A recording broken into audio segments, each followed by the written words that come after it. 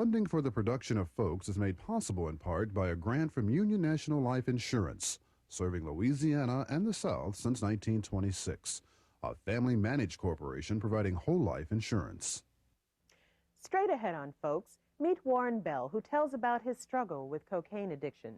The late James Baldwin, a great American writer.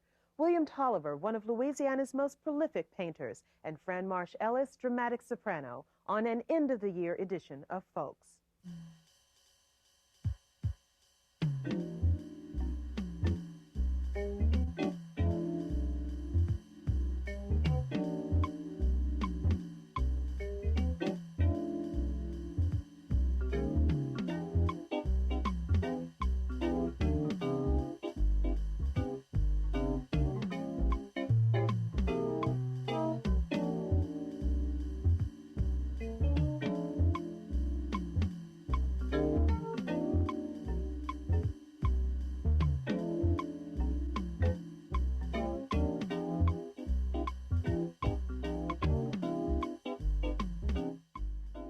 Everyone, and welcome to Folks. I'm Sonya Masingale. The end of the year is when we take a look back at the years gone by before we tackle the challenges of the year ahead, and that's what we're going to do here today. We're taking a retrospective look at some of the fascinating people we've met on Folks. Back in the early 80s, Warren Bell was a man on top of the world as the first black television news anchor in New Orleans, but all of his success came to a sudden stop because of cocaine. Here he tells us what led to his downfall and how he found the long road back from cocaine abuse. Warren Bell was the first black television anchorman in New Orleans. He had recognition and a generous salary until he was introduced to freebased cocaine, these days known by its street name, crack. Bell's involvement with cocaine cost him his job and subsequently got him arrested. His career was ruined. Since then, he has been struggling to rebuild his life and his career. He has found that the road back is not easy. I got more and more into the drug, Sonia, and got to the point where it seriously impacted my performance on the job. Not so much my on-air performance, but it was a case of not having any kind of positive attitude at all. I was very, very negative at the station. I would leave the station after the 6 o'clock news and not come back till 9:30 or so, just before the newscast. That was my way of getting even, if you will. I wound up doing that a few times too many. In an earlier conversation with management about some of the problems I had at WDSU television, I had already admitted to them that I was having a substance abuse problem and indicated to them that I would seek help. I did attempt to speak with a psychiatrist once or twice, but found the initial visit an unwelcome experience, an uncomfortable experience, and I guess, if the truth be told, I guess I really wasn't ready to give it up psychologically. And I played around with that, but basically continued to experience this problem. And it's a problem, it's a disease. You can't stop once you start doing it. If you get more money, the first thing you think about is getting a little more of the drug. Bell admits that he was angry over the hiring of a well-known co-anchor, and that anger, fueled by his increasing dependence on cocaine, was affecting his job performance. He had already admitted to the management at Channel 6 that he was having trouble with cocaine abuse, but he still did not give up his habit. There I was, coming in late again, and I was called upstairs and told I had a choice to resign for whatever reasons, or to have them dismiss me at the end of the first year of a 2-year contract, and if challenged why they were letting me go, that they would have to let the world know that I had already admitted to them that I had a substance abuse problem. Confronted with that choice, my decision was, of course, to leave voluntarily. I was told they would continue to pay me for a month, so I said, well, I've got a little bit of a cushion, not much though, because I was spending every penny I had, making $50,000, but not putting a dime in any savings or anything like that. Managed to pay most of my bills, but every other penny I had was frankly gone up in smoke. Bell says he was set up by the New Orleans Police Department about a year before he was arrested. And I guess it was early March, 3 months after leaving Channel 6, that I was planning to leave New Orleans. In fact, all of my luggage was packed, all of my clothing was packed away. The moving people came to my house at 7:30 in the morning, and at 8:30, the New Orleans Police Department arrived to arrest me and charge me with distribution of cocaine. Bell's arrest led to an appearance before the grand jury at the federal courthouse in New Orleans. He pleaded guilty to 2 counts of possession of cocaine and received 2 years suspended sentence. Before he went to court, Bell was hired by WILD Radio as news director, but he was determined to rebuild his television career. It took some talking to someone else, not a psychiatrist, but a psychologist, a counselor who had been referred to me by a friend of the family, and we spent a good 6 or 8 months talking about some of the things that were going on in my life leading up to the development of this problem, and how the problem, or how using the drug, seemed to coincide with my different peaks and valleys of frustration with being the black weekend anchor who felt he should have been pushed up earlier, and who then felt incensed when another anchor of a different hue, if you will, came in and was suddenly making almost twice my salary. Rather than say, well, I'll wait till my contract's up and then I'll get a good lawyer to negotiate my salary upwards, I just could see nothing beyond the fact that at that point in time, I was playing second fiddle to someone else.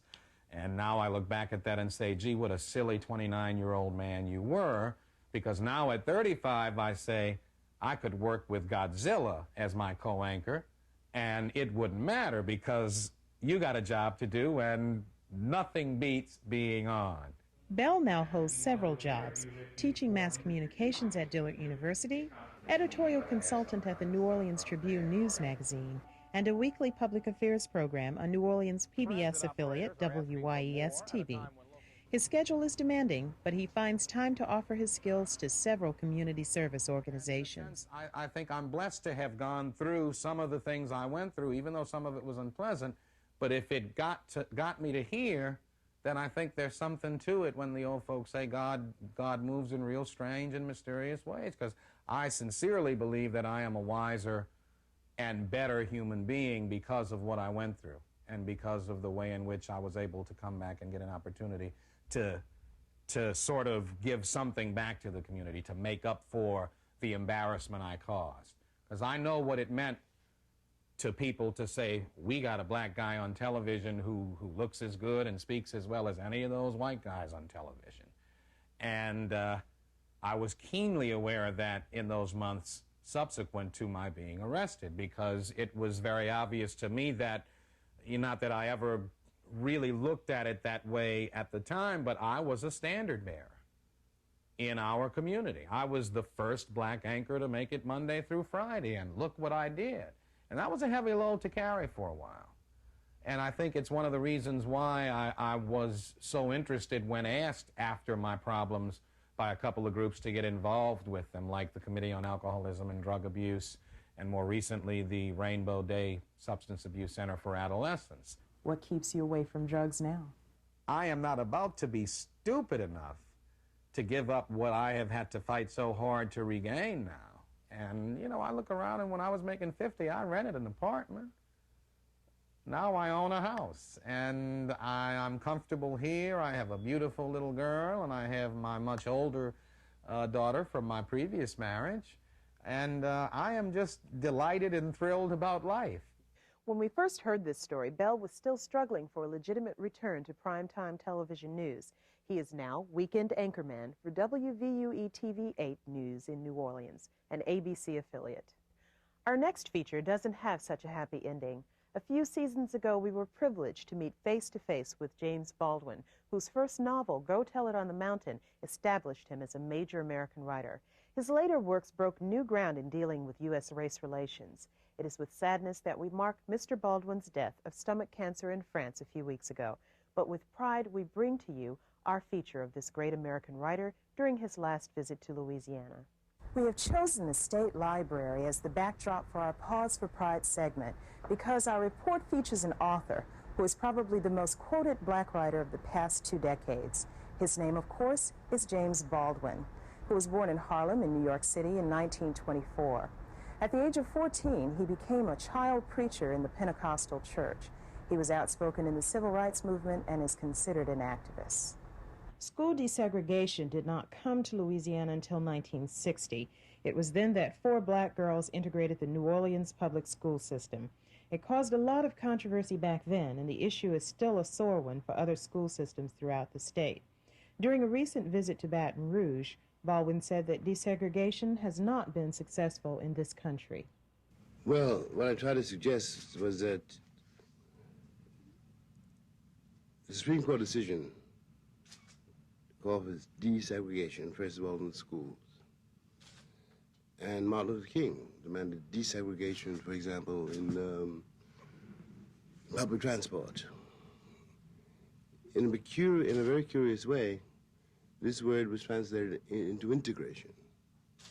And from my point of view, no black person could have asked for integration because, given the history of the country, given our history of black people in this country, integration was the last thing we were talking about. We were all integrated. We could tell that from the colors of our skins. You know, that was not the question. We've been integrated for 400 years, at least. The question was to liberate the children so that you didn't have to explain to a child why you couldn't have a drink here or, you know, or go to the bathroom there. In short, to be treated like everybody else in this republic. Considering all of the difficulties involved in desegregation in this country, Baldwin does believe that racial harmony can be achieved. In fact, I do. But the price is going to be higher than people think. You see, now this is very difficult to express. The categories white and black with a capital W and a capital B are not real categories, you know. Not only because I and every black person in this country have nieces and nephews and kinfolk who are as blonde as Greta Garbo, and everybody knows it, but because, how can I put this? This is not a white country. And the great impediment to what we think of as racial harmony, hope for as racial harmony, is the curious idea that a country which has gone through what we have gone through, and now I speak about both black and white, cannot be called white. You know, there are at least 2 victims here, to overstate my case perhaps. But there's black. There's also the poor white, who finds himself in a peculiar kind of prison because he thinks it is important to be white, you know, and doesn't realize that the prison he thinks he is watching, the black one, is a mirror of his own. Baldwin has been quoted as saying that there is a difference between northern and southern whites. He spoke to us about his perceptions. The difference is not very, put it to you this way. Years ago when the so-called civil rights struggle, I say so-called because it's a very loaded way of describing the battle of citizens for their civil rights. But when it was below the Mason-Dixon line, the Northern liberals were very condescending to the South. And in fact, one very famous white. Well, he thought he was white, intellectual. When I came back from my first journey south, asked me very seriously, why don't all the Negroes in the South move north? And he meant that. This was in 1957. And I knew that the question triggered a certain apprehension, which was then when the battle moved up from Washington into New York, into Detroit, into the north, in short. It would be even worse than it was in Birmingham. And not all But most of the Northern liberals fled and hid behind their checkbooks. Baldwin is extraordinarily well-read and well-liked by the literary communities of the United States and Europe. He spoke to us about some of his favorite writers. Well, you asked me a difficult question again, because I would certainly forget somebody. And then, they'd be mad at me. Well, the late Richard Wright, the late Chester Hines, Ralph Ellison, the late Langston Hughes, and the present day, John Weidman, Toni Morrison, but then you see I'm in trouble again with Maya. But, for me, the fact that I have to think about so many names indicates I come from a long ways off. And when I was a kid, there had been at most 6 names. So when I talk about change, I'm not talking about change within the context of the American vocabulary. I'm talking about something which happens in any case, whether someone wants it or not. And change is simply another challenge to deal with the present and to create the future. After all, from my point of view, my ancestors are responsible, in a sense, for me. That means that we're responsible for our children, no matter what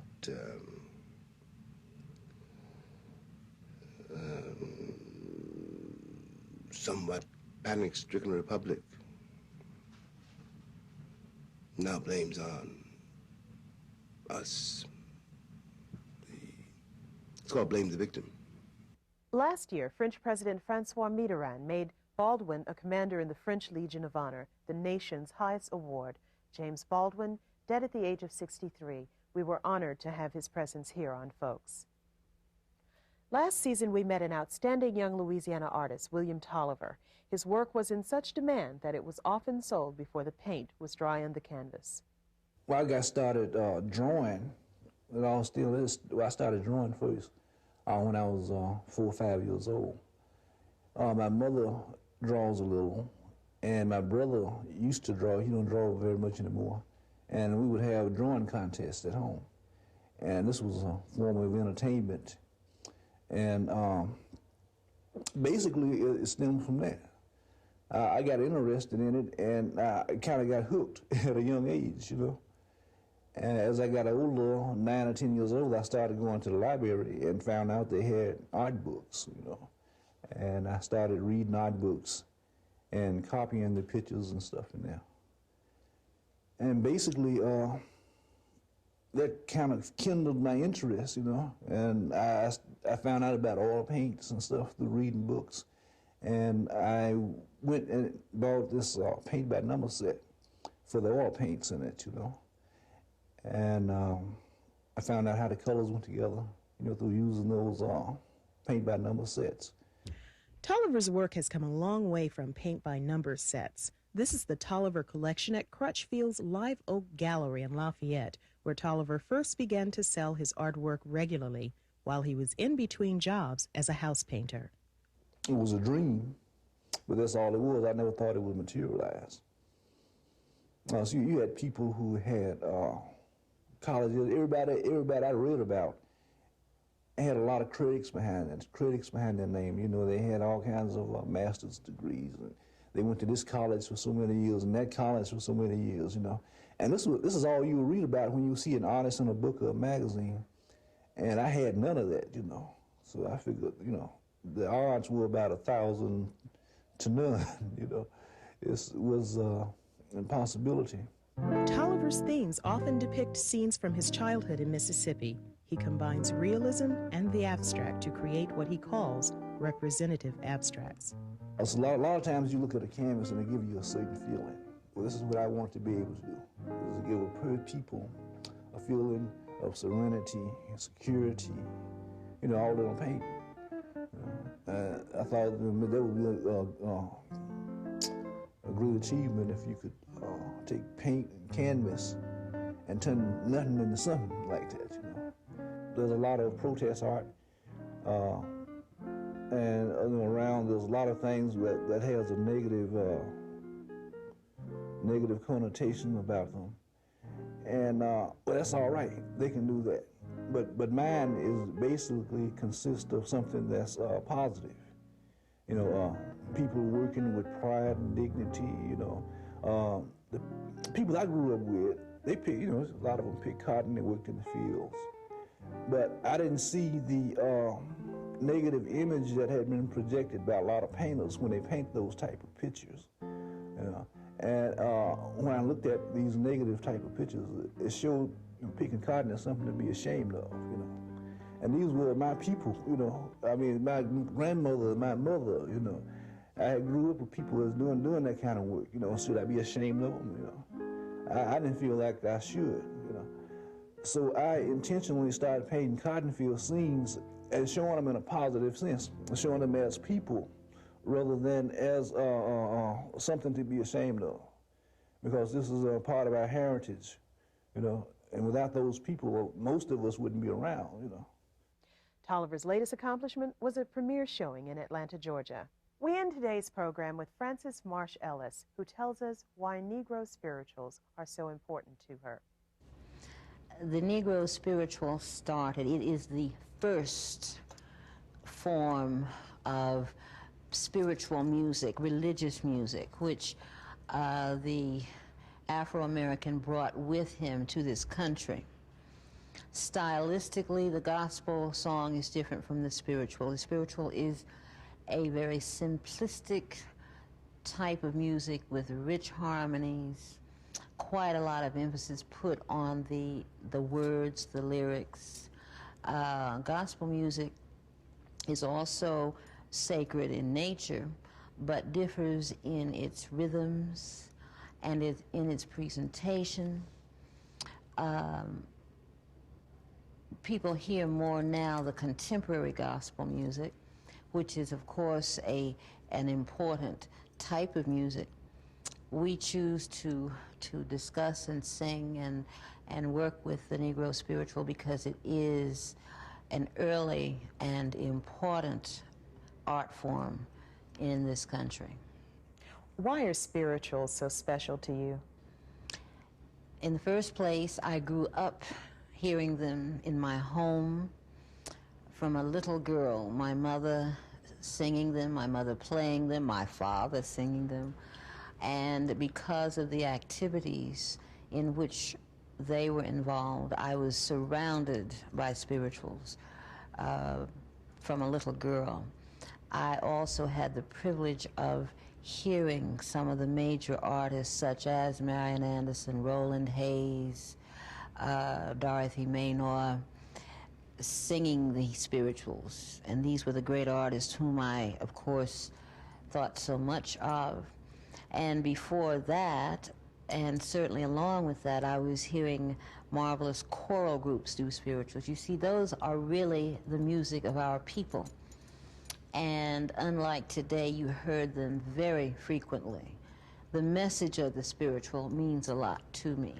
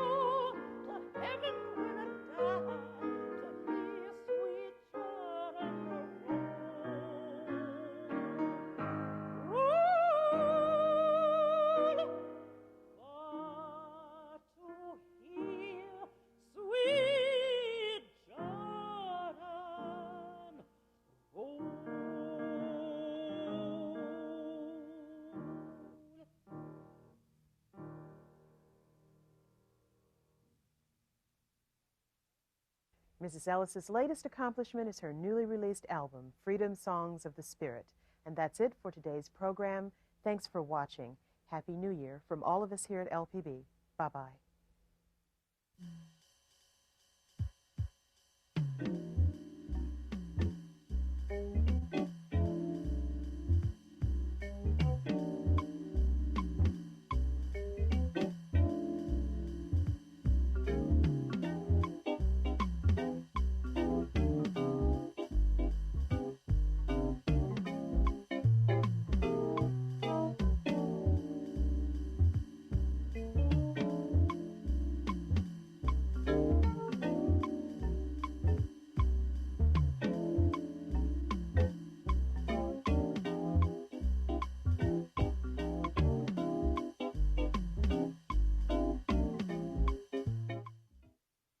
Funding for the production of Folks is made possible in part by a grant from Union National Life Insurance, serving Louisiana and the South since 1926, a family-managed corporation providing whole life insurance.